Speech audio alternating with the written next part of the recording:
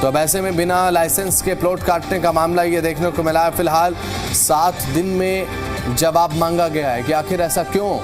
दस्तावेज पेश करने के निर्देश दिए गए, नियम उल्लंघन पर कार्रवाई तय की गई है। फिलहाल अवैध निर्माण पर प्रशासन की नजर लगातार बनी हुई है। न केवल नजर बल्कि कार्रवाई की तैयारी पूरी है।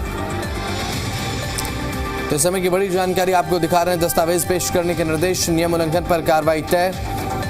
आप मान कर चलिए अगर नियम उल्लंघन हुआ तो कार्रवाई तय है। वैसे में अवैध निर्माण पर प्रशासन पूरी तरह से नजर गड़ाए बैठा है। फरीदाबाद में अवैध कॉलोनियों के खिलाफ प्रशासन ने बड़ा एक्शन लिया है।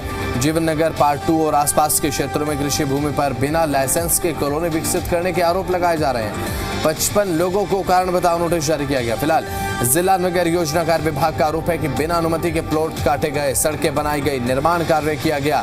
सभी लोगों को 7 दिनों के भीतर दस्तावेजों सहित जवाब देने के निर्देश दिए गए।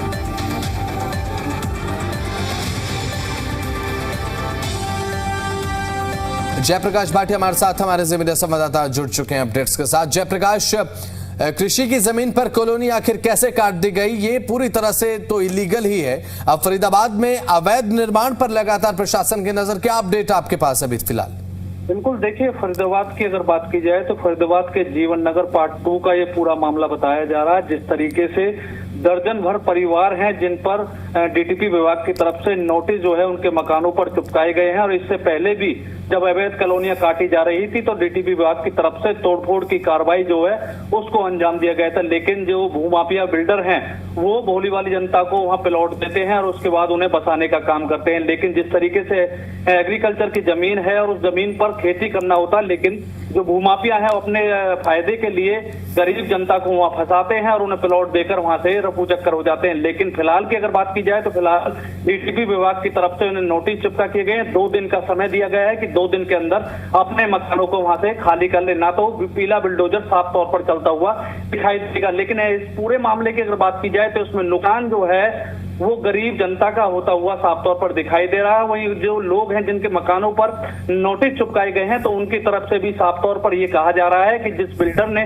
प्लॉटिंग की थी, जिन मकान दिए थे, उस पर भी कार्रवाई जो है वो अधिकारियों की तरफ से डीटीपी विभाग की तरफ से की जाए, जिससे उनका नुकसान जो हो रहा है उससे कहीं ना कहीं आने वाली जनता वो बच सके। जी, और ये कार्रवाई एक संदेश भी है उन तमाम लोगों को जिनके मन में ये तमाम बातें रहती हैं कि कृषि योग्य भूमि पर इस तरीके से कॉलोनी काट दी जाएगी। अपने निजी फायदे के लिए वो इलीगल इस तरीके की एक्टिविटीज को अंजाम दे देते हैं, और ये बहुत जरूरी भी है कि प्रशासन इस तरीके की सख्ती करे। जयप्रकाश, बिल्कुल, देखिए अगर डीटीपी विभाग की बात की जाए तो डीटीपी विभाग लगातार जो सोशल मीडिया पर जो एड वगैरह इन्होंने चलाई हुई है प्लॉटिंग को लेकर के है, उस पर भी मॉनिटरिंग डीटीपी विभाग की तरफ से की जा रही है। उन पर बड़े पैमाने पर तोड़फोड़ की कार्रवाई भी पिछले 1 महीने की बात की जाए तो वो लगातार हो रही है। और ऐसे में जो भूमाफिया बिल्डर हैं, जब तोड़फोड़ की कार्रवाई फरीदाबाद के शहर में अलग अलग इलाकों में होती है तो जो बिल्डर हैं वो अपनी प्लॉटिंग को रोक देते हैं, लेकिन कुछ दिन के बाद फिर दोबारा से वो सक्रिय हो जाते हैं और प्लॉटिंग करने का काम उनकी तरफ से धड़ल्ले से किया जाता है। तो ऐसे में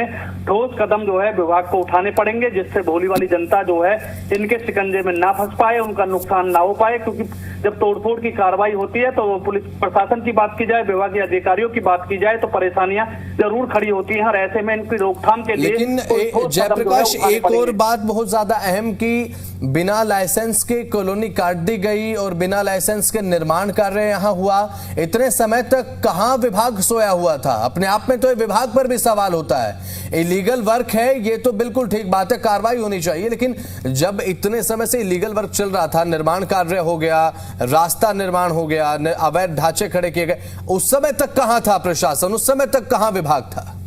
बिल्कुल, देखिए बिल्कुल जिस तरीके से जब प्लॉटिंग होती है तो उस समय जरूर डीटीपी विभाग के निचले जो अधिकारी है उन तक शिकायतें पहुंचती हैं। लेकिन अगर ऊपर बैठे हुए अधिकारियों की बात की जाए तो जब कॉलोनी पूरी तरीके से बच जाती है तो उनके संज्ञान में ये मामला आता है और उसके बाद वो कार्रवाई करते हैं। अगर समय रहते अगर जब प्लॉटिंग स्टार्टिंग में की जाती है उस पर तोड़फोड़ की कार्रवाई की जाए या रोकथाम की जाए तो इस तरीके के मामले जो है वो सामने नहीं आते हैं। लेकिन फिलहाल की अगर बात की जाए तो जरूर अधिकारियों की तरफ से साफ तौर पर क्लियर क्लियर संदेश ये दिया गया है कि कोई भी एग्रीकल्चर की जमीन पर प्लॉटिंग करता हुआ अगर मिलता है तो उसके खिलाफ ठोस कार्रवाई की जाएगी। और डीटीपी विभाग की तरफ से फरीदाबाद के अलग अलग अवैध कॉलोनियां जहां काटी जा रही हैं वहां डीटीपी विभाग के बोर्ड जो है वो चस्पा किए गए हैं, उन पर बाकायदा नंबर मेंशन किए गए। अगर कोई भी अवैध प्लॉटिंग करता है, अवैध प्लॉट आपको देता है तो उसे संपर्क कर उसकी जानकारी अधिकारियों तक पहुंचा सकते हैं और जानकारी के आधार पर तो विभाग जो है वो कार्रवाई उनके खिलाफ करता हुआ साफ तौर पर दिखाई देगा। लेकिन फिलहाल की अगर बात की जाए तो 2 दिन का समय दिया गया है और 2 दिन के अंदर इन लोगों को अपने मकान यहाँ से खाली करने पड़ेंगे, क्योंकि